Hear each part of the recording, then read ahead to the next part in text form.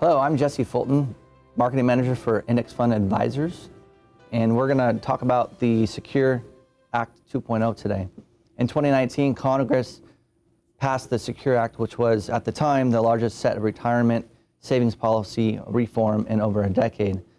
And then at the end of 2022, the Secure Act was expanded in what is deemed as the Secure Act 2.0. And the reason for these new provisions was to boost the ability of more Americans to build savings over a lifetime and to help Americans build for retirement. The Secure Act 2.0 has introduced many new potential tax implications into the tax planning discussion, in which every U.S. taxpayer should be aware of and what it means for everyone's tax filing situation. And I have with me today John Dahlin. He's the Director of Tax with IFA Taxes, and he's here to go over some of the most important details of the tax provision updates in Secure Act 2.0. Welcome, John.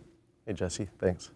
So why don't you get us started with the most important updates as related to 401k contributions? Sure. So there's a lot of things to go through today, and starting with 401k catch-up contributions. This is a pretty important thing for employees and people that are now going to be in the workforce for a long period of time.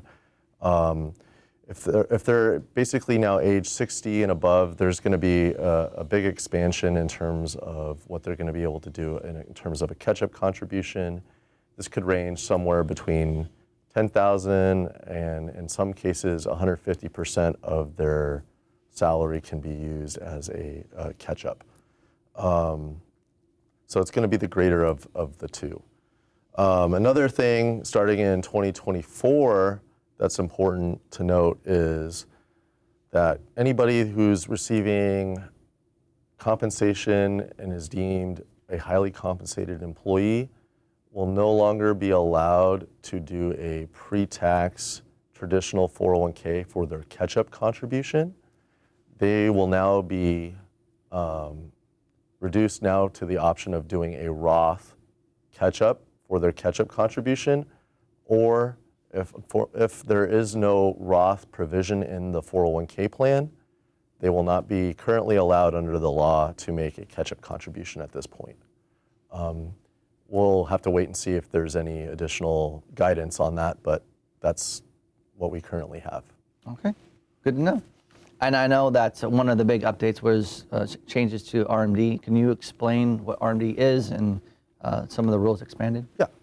So RMDs are what an abbreviated term for required minimum distribution.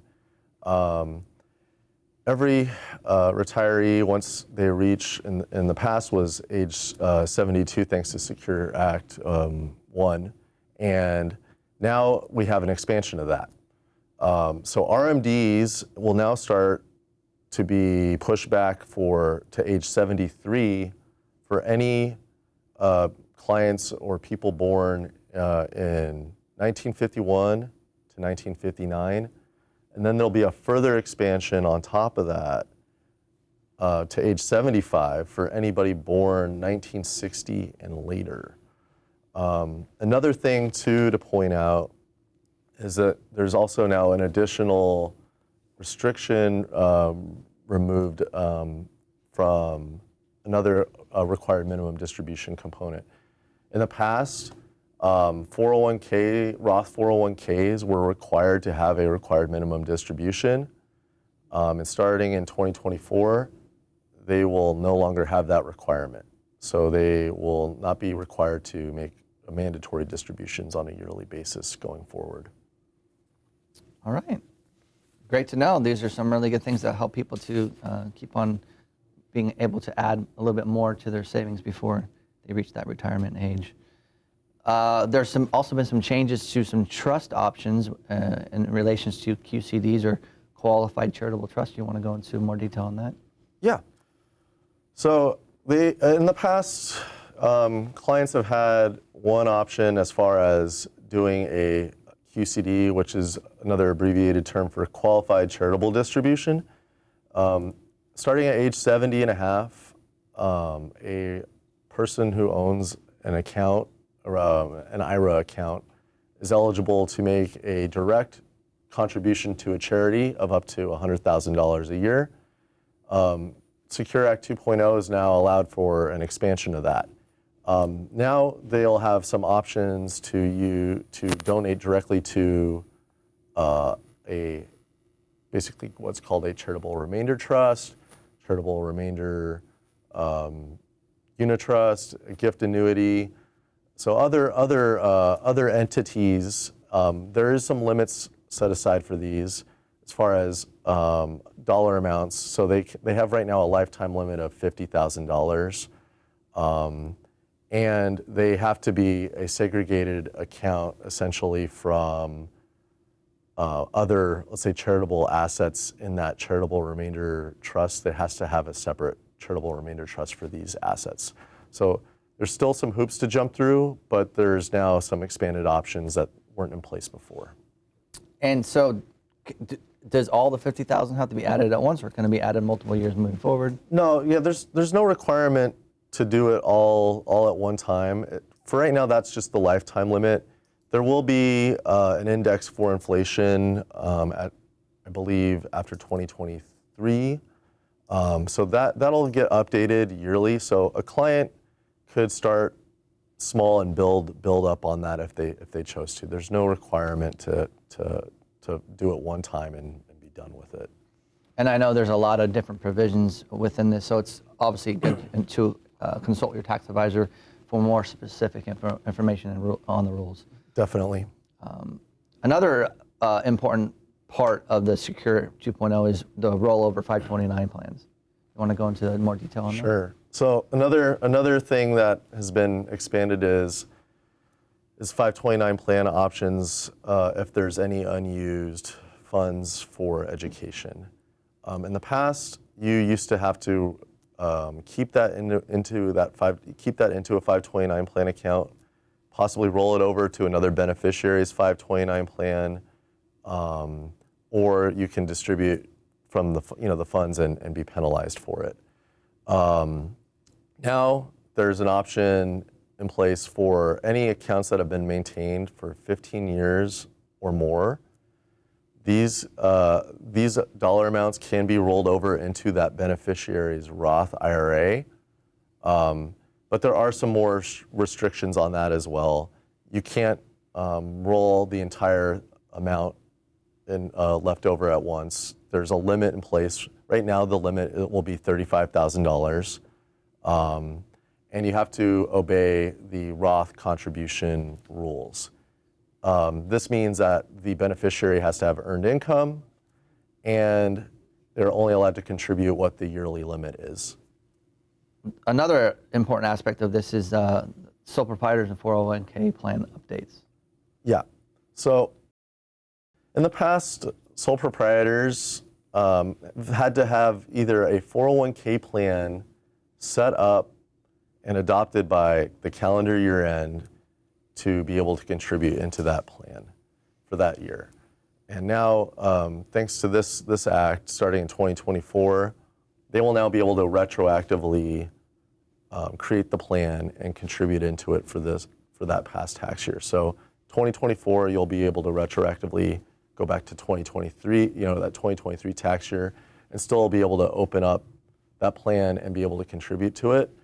This only works, though, for the initial year. So you can't go back and continue to do this, but it gives you that first time ability to decide after the fact, I need to open this account and contribute, and I want to contribute to it. And why is this beneficial? Well, in the past, they've only been allowed to do this with what's called a SEP account.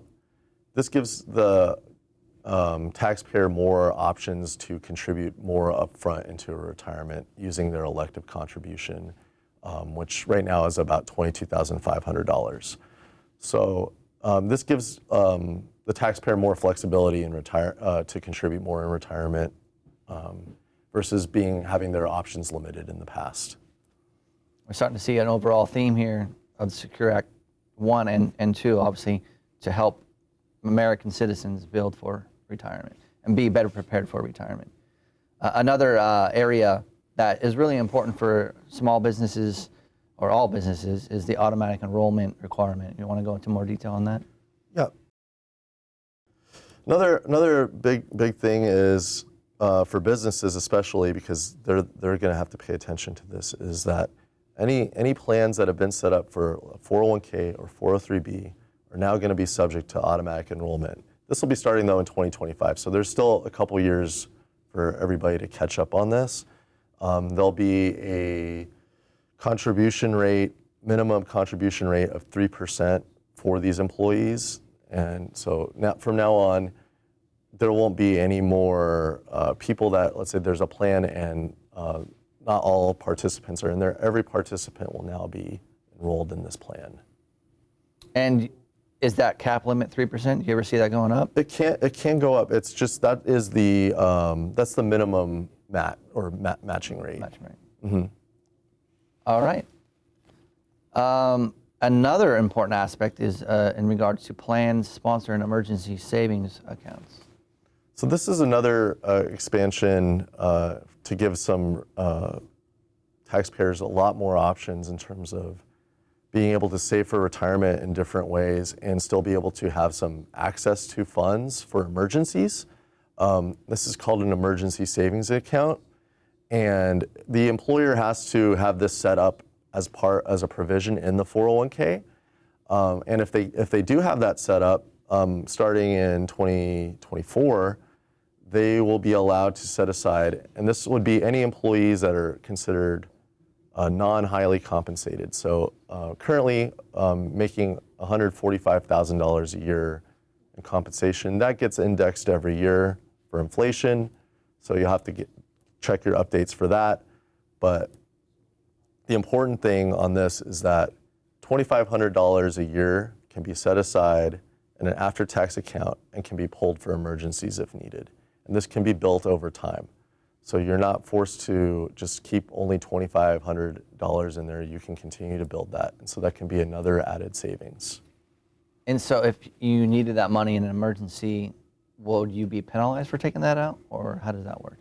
In this case, you wouldn't be penalized for taking this out, and you would not be required to go through like a 401k, like a loan. Also, the nice thing about this is that those contributions will grow tax-free, as they're basically treated the same as like a Roth account. Gotcha.